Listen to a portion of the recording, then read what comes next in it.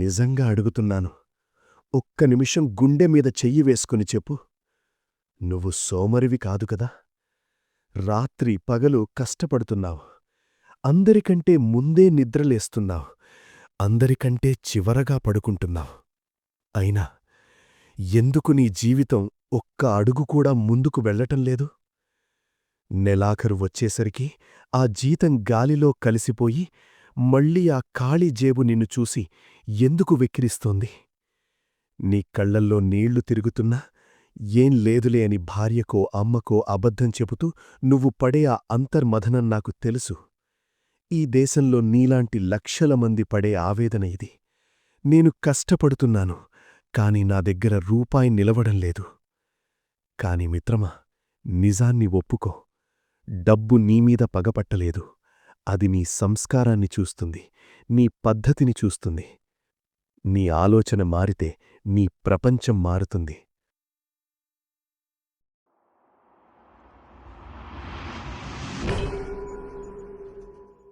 మనల్ని పేదవాడిగా ఉంచేది ఖర్చు కాదు, మన లోపల ఉన్న భయం. ఈ పని చేస్తే నలుగురు ఏమనుకుంటారో?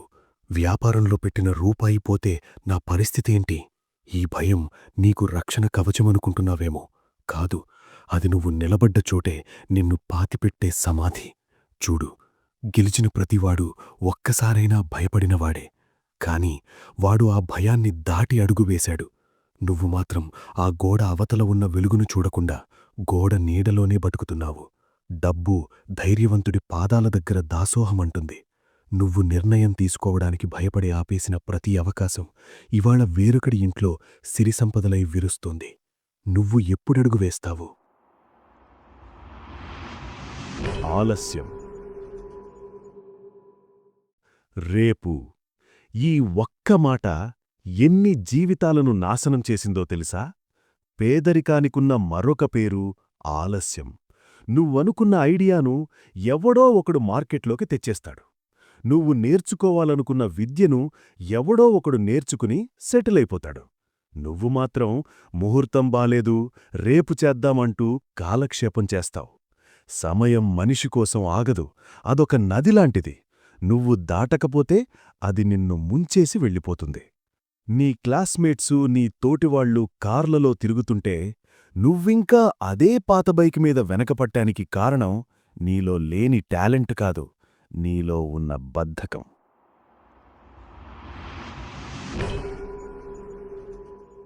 నీ దగ్గర ఉన్న ఫోన్ 6 నెలలకోసారి అప్డేట్ అడుగుతుంది. మరి నువ్వు ఎప్పుడు అప్డేట్ అయ్యావు? ప్రపంచం ఆర్టిఫిషియల్ ఇంటెలిజెన్స్ వైపు పరిగెడుతుంటే నువ్వు ఇంకా పాత పద్ధతుల్లోనే బతుకుబండిని లాగుతా అంటే ఎలా? డబ్బు అనేది నీ డిగ్రీని చూసి రాదు, నువ్వు నేర్చుకున్న నైపుణ్యాన్ని చూసి వస్తుంది. నేర్చుకోవడం ఆపిన రోజే నీ ఎదుగుదల సమాధి అయిపోయిందని గుర్తుంచుకో. క్రొత్తగా ఏం నేర్చుకున్నావు? నీ పనిలో నువ్వు తోపు అని అనిపించుకుంటున్నావా? లేకపోతే గుంపులో గోవిందయ్యలా కలిసిపోతున్నావా?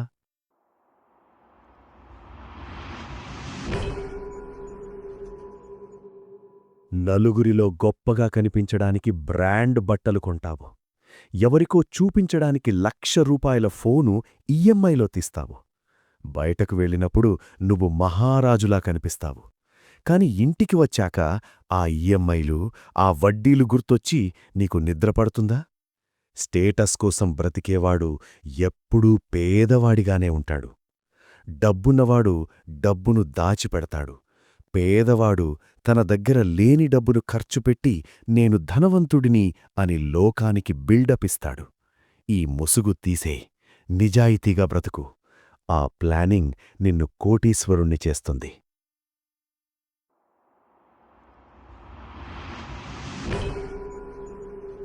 రాత్రంతా ఇన్స్టాగ్రామ్ రీల్స్ చూడటం వల్ల నీకొచ్చే ఆనందం ఎంత?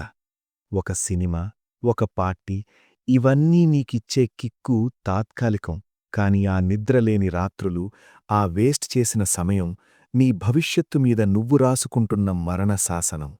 నీ కలల కంటే ఆ చిన్న చిన్న సరదాలే నీకు ముఖ్యమైతే నిన్ను ఆ దేవుడు కూడా కాపాడలేడు. ఈరోజు నువ్వు నిన్ను కంట్రోల్ చేసుకోకపోతే రేపు నీ ఖాళీ జేబు నిన్ను కంట్రోల్ చేస్తుంది.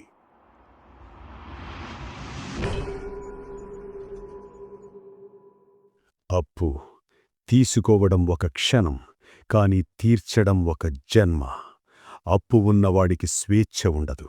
వాడు ఎప్పుడూ ఒక భయం నీడలో బతుకుతాడు.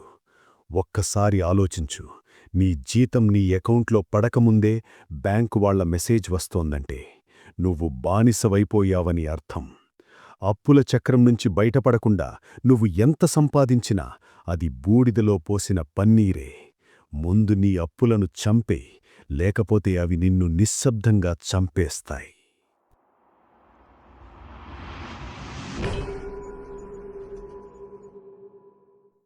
ప్రతి ఒక్కరి జీవితానికి ఒక టైం ఉంటుంది. వాడికి 25 ఏళ్లకే కారు వచ్చేసింది, నాకు 30 వచ్చినా రాలేదు అని కుమిలిపోకు. వాడు చూపిస్తున్నది కేవలం ఫోటో మాత్రమే. ఆ ఫోటో వెనుక వాడు పడే బాధ నీకు తెలియదు. నీ ప్రయాణం నీతోనే. ఇతరులతో పోల్చుకుని నీకున్నదాంట్లో సంతోషాన్ని వెతకడం మానేయకు. పోలిక నీ ఆత్మవిశ్వాసాన్ని తగ్గిస్తుంది. అది నీ ఎదుగుదలకు శత్రువు.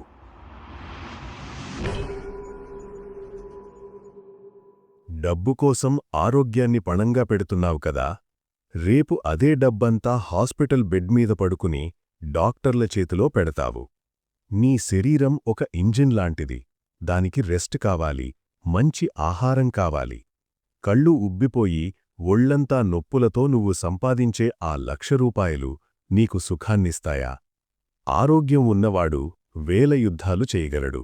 మంచాన పడ్డవాడు రూపాయి కూడా సంపాదించలేడు.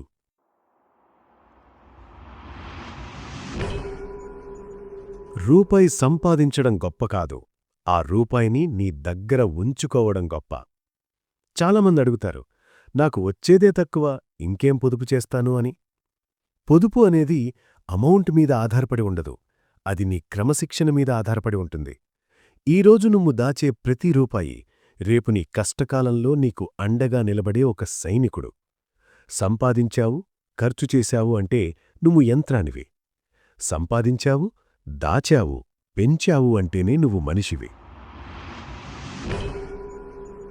చివరగా ఒక్క మాట, నీ శక్తిమీద నీకు నమ్మకం ఉండాలి, ఆ పైవాడి మీద భక్తి ఉండాలి.